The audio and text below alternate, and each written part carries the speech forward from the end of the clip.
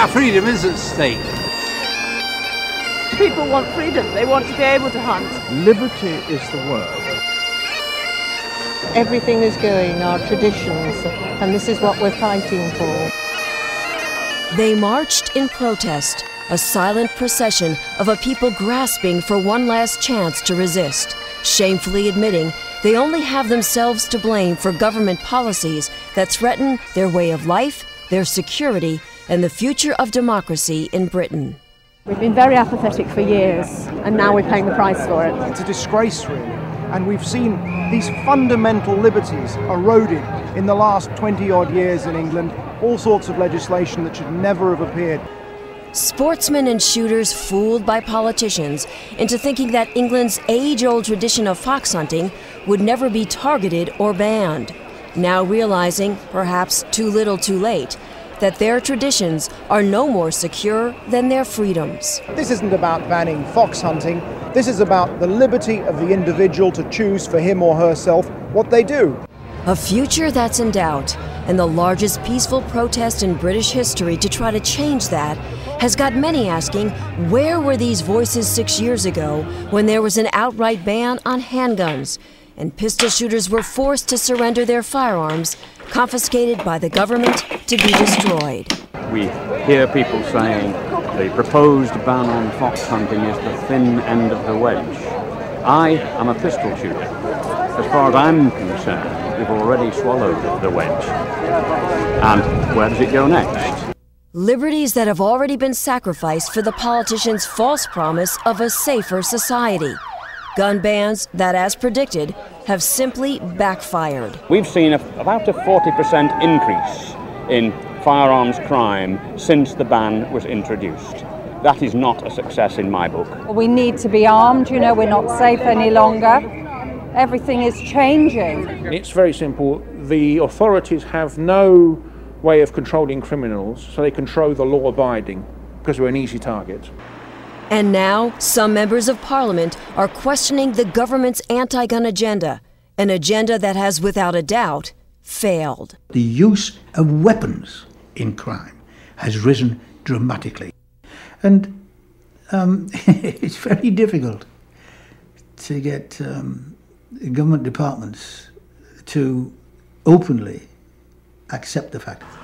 Politicians refusing to face the facts, while the police are forced to every day. It's totally out of control. This police officer, who feared he'd lose his job for speaking out, asked to remain anonymous.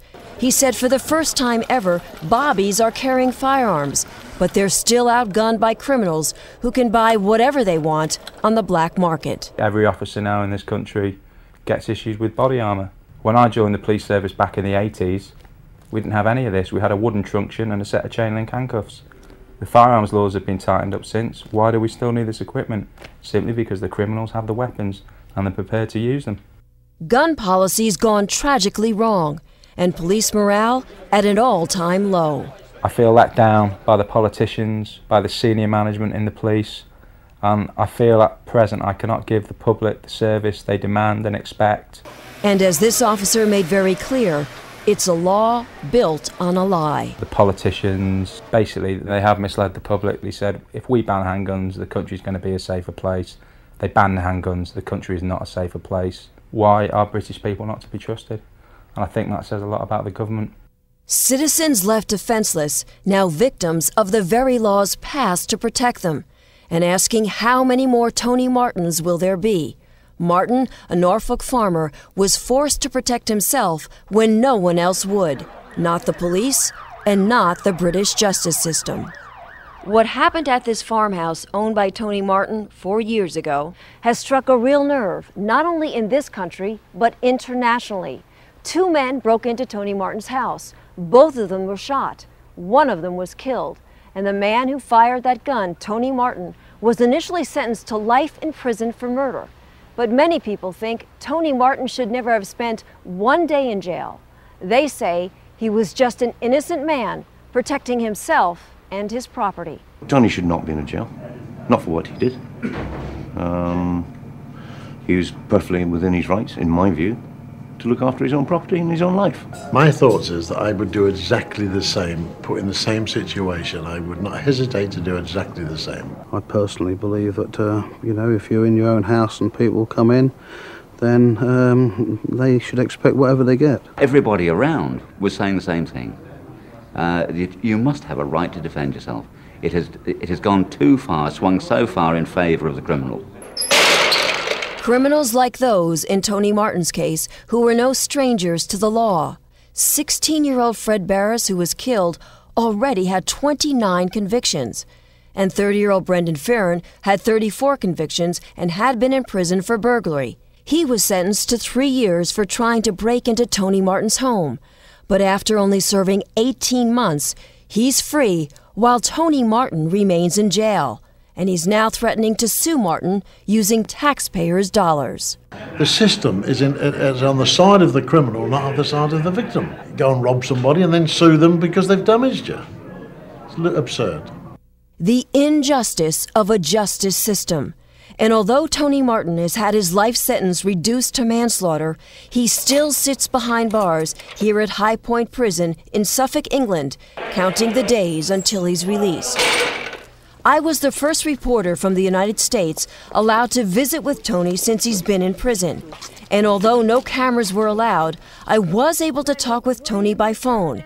And what you're about to hear is Tony Martin, in his own words, about that fateful night. Well, I've never really said it publicly before, but I've had a pretty raw deal. I personally think it's very, very wrong for somebody to have to live in their house in fear. But for some unknown reason, there are people in this country who don't know the difference between defending yourself, protecting yourself, and malice aforethought. I thought it was the people that came in the house that were malice aforethought. Chief Constable of Norfolk said that Tony shouldn't have used his gun, that he should have yelled for help. Well, you've seen the isolated location. I could scream furthermore and nobody would hear me at 2 o'clock in the morning. It's just a nonsense, I do believe. It could have quite well been the dead man, because there's no question. The police in this area is totally inadequate. I mean, we get little or no support. Police protection, residents here say they can't count on, and they're fed up with being denied the right to defend themselves. We've been broken into several times before, and most of the people around here at one stage or another has either been broken into or had an attempt to do so. This wasn't the first time you had a problem. No, that was the third time this year that somebody had broken the house, yeah. You actually become a prisoner in your own house. I have every sympathy. I genuinely do. But I can't say that the law shouldn't be what the law was. What I can say now is that because of that, we ought to review that particular law. I think the Americans have a saying about it's better to be judged by 12 than carried by 6. Tony Martin tried that venture. He was judged. He is in prison. The story is not yet finished. And neither is the story of a struggle to reclaim rights these honest citizens have already lost. Costly mistakes of trusting in a government that has left them unprotected. Their message to gun owners in America is simple. It will happen to you if you let it. Jolly well could, and they ought to realise that. If they saw what we're seeing in this country, then they'll fight for it. But if you don't do anything, you will lose your liberties, and make the effort. Don't be apathetic, get out there and fight. Learn from our experience and don't give an inch. Your Constitution matters, your freedom matters. The Pericles said it way before me. Freedom is only for those who have the guts to defend it.